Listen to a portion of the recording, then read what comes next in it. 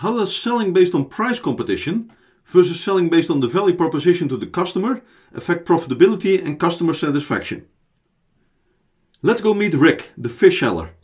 He has a wide variety of fish and shellfish on sale at the market. One of his products is fresh halibut, priced at $6.99. There it is. Let's zoom in to take a closer look. Rick's plan A is to sell all his halibut today for what he thinks is a fair price. In the case of halibut, he sells for $7, well, $6.99, but let's round up to make the calculation easier. While he bought the fish this morning at the harbor for $4. So in plan A, Rick will make $3 profit margin. If plan A does not work and Rick keeps the fish in his store for too long without selling it, the fish might become, well, fish of second freshness. Under this plan B, the price drops to $1 while Rick's cost was $4. In short, he will make a loss of $3.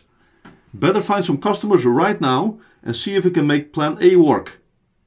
Selling fish of second freshness, even at a steep discount, might not be very good for Rick's brand reputation or his margin. Rick meets Jane. She passes by the fish store and Rick asks her if she is interested in buying some great quality fresh fish, hoping he will be able to sell halibut for $7. Now Jane is really on her way to the bakery and not interested in buying any fish. She declines and walks on at a brisk pace. She actually hates fish and can't wait to get away from the smell. The value of the halibut to this potential customer, Jane, is $0. As the value to the customer is lower than the price, there will be no sale. The next person passing by is John. Rick asks him if he is interested in buying some great quality fresh fish, hoping he will be able to sell halibut for $7. John stops to take a look at the fish on sale, opportunistically asking Rick what's on sale today. John's thinking is, I am really on my way to the butcher for some steak, but maybe I should check out the fish as well. However, John is not used to eating fish very often. He mostly sticks to steak, chicken or spare ribs. He's okay with fish, but not a huge fan. To him, the price tag of $7 sounds too high. The value of the product to John, its ability to fulfill John's need for food, is only $5.50. If he can get a nice discount from Rick to take the price below that $5.50, he might be willing to go for it.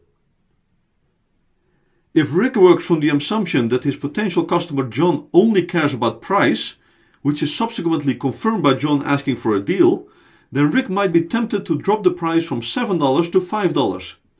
At $5, John has a slight incentive to buy.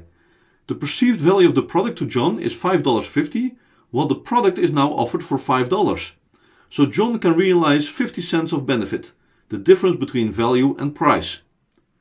Rick makes a small margin, $1 or 20% of the selling price. If a sale is made on these terms and with these assumptions, both John and Rick could turn out to be unhappy. John the customer because he really wanted to buy steak, which for him is the best value for money, and bought fish instead with only a small benefit. Rick the seller also feels it was a bad sale because he doesn't make enough margin to compensate for all the time and effort he puts into his business. The system benefit, value to customer minus cost to seller, is very low at $1.50. Let's take the sales conversation into a different direction.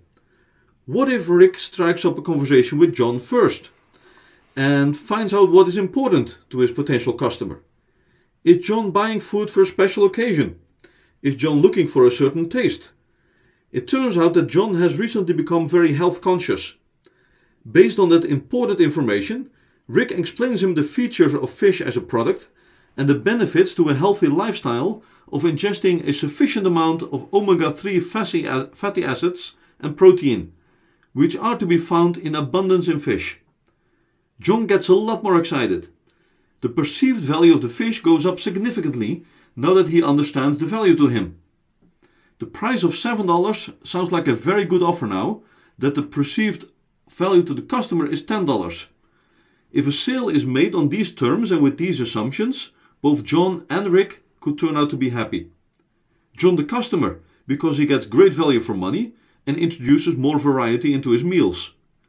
Rick the seller because he makes enough margin in relation to the time and effort he puts into the business, ensuring he will stay in business for years to come. The system benefit, value to customer minus cost to seller, has grown to $6 due to different framing. Remember that customers don't buy a product or service, they buy the results or benefits that the product or service gives them.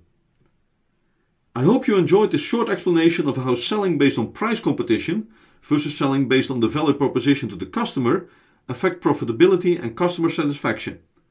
If you enjoyed this video, then please give it a thumbs up. On this end screen there are a few suggestions of related videos you can watch next.